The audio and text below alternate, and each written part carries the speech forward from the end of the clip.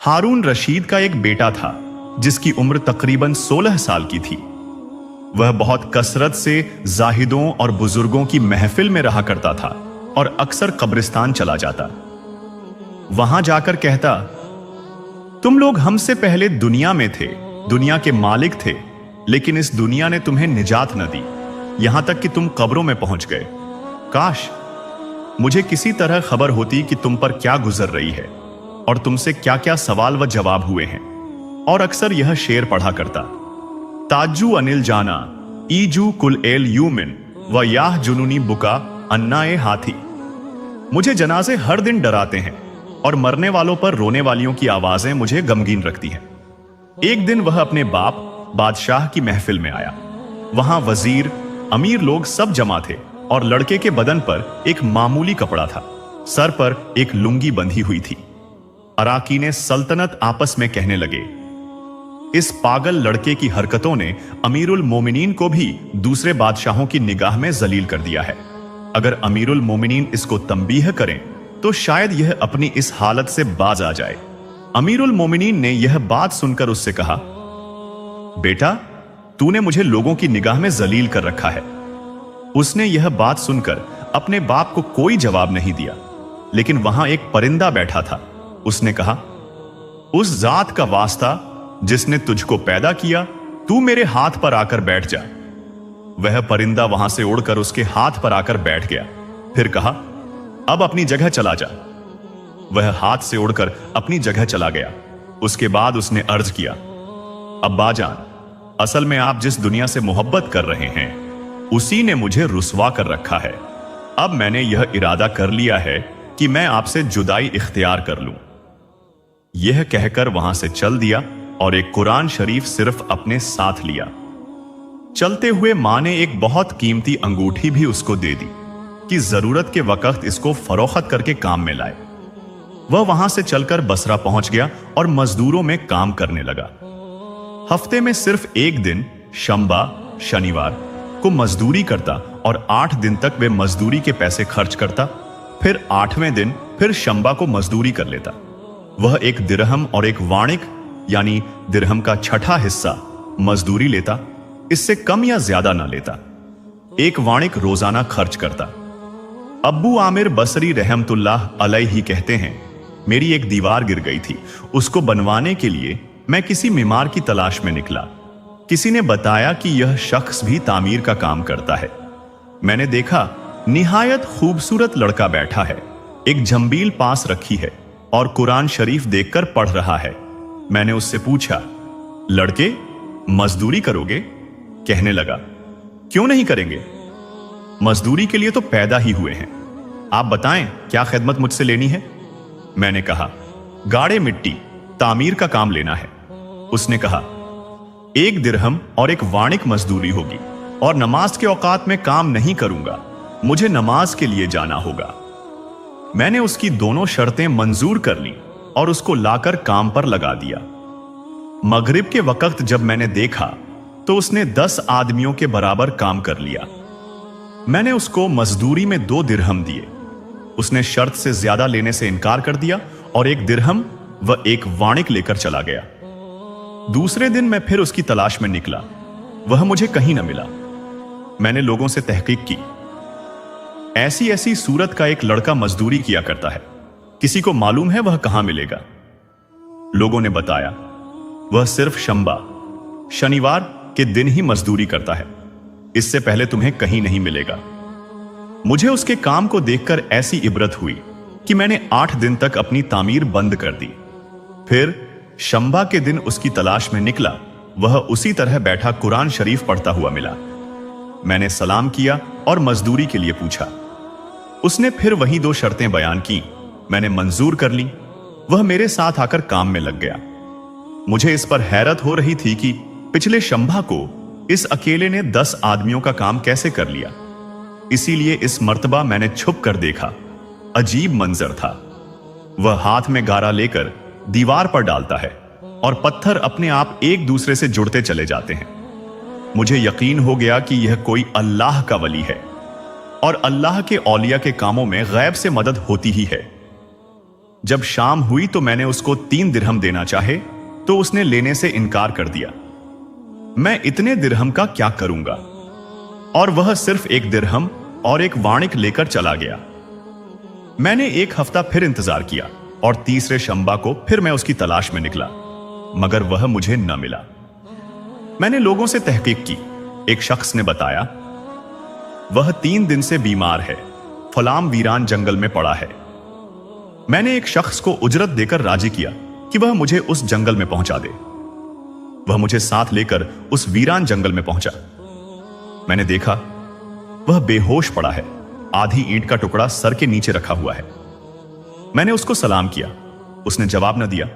मैंने दूसरी बार सलाम किया, तब उसने आंखें खोलकर मुझे पहचान लिया। मैंने जल्दी से उसका सर ईंट से उठाकर अपनी गोद में रख लिया। उसने सर हटा लिया और चंद शेर पढ़े, जिनमें से 2 ये हैं। मेरे दोस्त, दुनिया की नेमतों के धोखे में मत पड़। उम्र धीरे धीरे खत्म हो रही है और ये नेमतें भी एक दिन खत्म हो जाएंगी। जब तू कभी किसी जनाजे के साथ कब्रिस्तान जाए तो ये सोचा कर कि एक दिन तेरा जनाजा भी इसी तरह उठेगा। इसके बाद उसने मेरी आंखों में देखकर कहा, अबू आमिर, जब मेरी रूह निकल जाए तो मुझे नहलाकर मेरे इन्हीं पुराने कपड़ों में कफन दे देना। मैंने कहा, मेरे महबूब, इसमें क्या हर्ज है अगर मैं तेरे कफन के लिए नए कपड़े ले आऊं? उसने हौले से मुस्कुराकर जवाब दिया, नए कपड़ों के ज्यादा हकदार तो जिंदा लोग हैं। ये जवाब वही है जो हजरत अबू बकर सिद्दीक रजी अल्लाह अन्हु ने अपने आखिरी वक्त में दिया था, जब उनसे नया कफन लाने की इजाजत चाही गई थी। फिर लड़के ने कांपती हुई आवाज में कहा, कफन तो चाहे नया हो या पुराना, बहरहाल बोसीदा हो जाएगा। इंसान के साथ तो सिर्फ उसका अमल चाहता है। ये मेरी लुंगी और लोटा कब्र खोदने वाले को मजदूरी में दे देना और ये अंगूठी और कुरान शरीफ हारून रशीद तक पहुंचा देना, लेकिन खबरदार उन्हीं के हाथों में देना और कहना कि एक परदेसी लड़के की ये अमानत है जो आपसे ये कह गया है कि ऐसा न हो कि गफलत और धोखे की इसी हालत में आपकी मौत आ जाए। कुछ देर खामोशी, बस ये कहकर उसकी रूह निकल गई और उस वक्त मुझे पहली बार मालूम हुआ कि ये कोई आम लड़का नहीं बल्कि शहजादा था। उसके इंतकाल के बाद उसकी वसीयत के मुताबिक मैंने उसे दफन किया और कुरान पाक व अंगूठी लेकर बगदाद रवाना हो गया। जैसे ही मैं कसरे शाही के करीब पहुंचा, बादशाह की सवारी निकल रही थी। मैं एक ऊंची जगह पर खड़ा हो गया और जोर से पुकारा, ए अमीरुल मोमिनीन, आपको हुजूर अक़दस सल्लल्लाहु अलैहि वसल्लम की कराबत और रिश्तेदारी का वास्ता है, जरा मेरी आवाज पर तवक्कुफ कीजिए। उन्होंने मुझे देखा। मैंने तेजी से आगे बढ़कर कहा, मेरे पास एक परदेसी लड़के की ये अमानत है जिसने मुझे ये वसीयत की थी कि ये दोनों चीजें आपके हवाले कर दूं। बादशाह ने उन निशानियों को देखा, फौरन पहचान लिया। थोड़ी देर सिर झुका लिया और उनकी आंखों से आंसू बहने लगे। उन्होंने एक दरबान से कहा, इस आदमी को अपने पास रखो, जब मैं वापसी पर बुलाऊं तो मेरे पास पहुंचा देना। जब वो लौटे तो महल के पर्दे गिरवा दिए गए और दरबान से फरमाया, उस शख्स को बुला कर लाओ, हालांकि वो मेरी तकलीफ फिर ताजा कर देगा। दरबान मेरे पास आया और कहा, अमीरुल मोमिनीन ने बुलाया है, मगर ध्यान रखना उन पर सदमे का बहुत असर है। अगर तुम 10 बातें कहना चाहते हो तो सिर्फ 5 ही कहना। जब मैं पहुंचा तो अमीर बिल्कुल तन्हा बैठे थे। मुझसे कहा, मेरे करीब आओ। मैं करीब बैठ गया। पूछा, तुम मेरे इस बेटे को जानते हो? मैंने कहा, जी हाँ, मैं जानता हूँ। फिर पूछा, वो क्या करता था? मैंने कहा, गारे मिट्टी की मजदूरी करता था। पूछा, तुमने मजदूरी पर कोई काम उससे कराया? मैंने कहा, जी कराया। कहा, तुम्हें यह ख्याल ना आया कि उसकी हुजूर अक़दस सल्लल्लाहु अलैहि वसल्लम से कराबत थी कि वो हजरत अब्बास रजी अल्लाह अन्हु की औलाद में से था? मैंने नम आंखों से जवाब दिया, अमीरुल मोमिनीन, पहले तो मैं अल्लाह से माफी चाहता हूँ और फिर आपसे। मुझे उस वक्त तक उसका असल हाल मालूम ही न था। मुझे तो उसके इंतकाल के वक्त ही ये हकीकत मालूम हुई। कहा, तुमने अपने हाथों से उसे गुस्ल दिया? मैंने कहा, जी हाँ। कहा, अपना हाथ लाओ। उन्होंने मेरा हाथ अपने सीने पर रख लिया। फिर उनकी आंखें बंद हो गईं और लरसती हुई आवाज में उन्होंने ये अशार पढ़े। तर्जुमा, ऐ वो मुसाफिर जिस पर मेरा दिल पिघल रहा है और मेरी आंखें आंसू बहा रही हैं। ऐ वो शख्स जिसका मकान यानी कब्र मुझसे दूर है, लेकिन उसका गम मेरे बहुत करीब है। बेशक मौत हर अच्छे से अच्छे पेश चेहरे को भी मुकद्दर कर देती है। वो मुसाफिर एक चांद का टुकड़ा था जिसका चेहरा ऐसी रोशनी से चमकता था जैसे कोई चांदी की टहनी पर चांद रखा हो, लेकिन चांद का वो टुकड़ा भी आज कब्र में पहुंच गया और वो चांदी की टहनी भी जो उसका नाजुक बदन था अब मिट्टी में जा मिली। हारून रशीद की तड़प। इसके बाद हारून रशीद ने बसरा जाकर उसके मजार पर जाने का इरादा किया। अबू आमिर रहमतुल्लाह अलैह उनके साथ थे। कब्र पर पहुंचे तो हारून रशीद की आंखें छलक पड़ी। उन्होंने कुछ अशार पढ़े जिनका तर्जुमा ये है, ऐ वो मुसाफिर जो अब कभी अपने सफर से वापस नहीं आएगा, मौत ने तेरी जवानी की उम्र में तुझे बहुत जल्दी उचक लिया। ऐ मेरी आंखों की ठंडक, तू मेरे लिए दिल का चैन और सुकून था, लंबी रातों में भी और छोटी रातों में भी।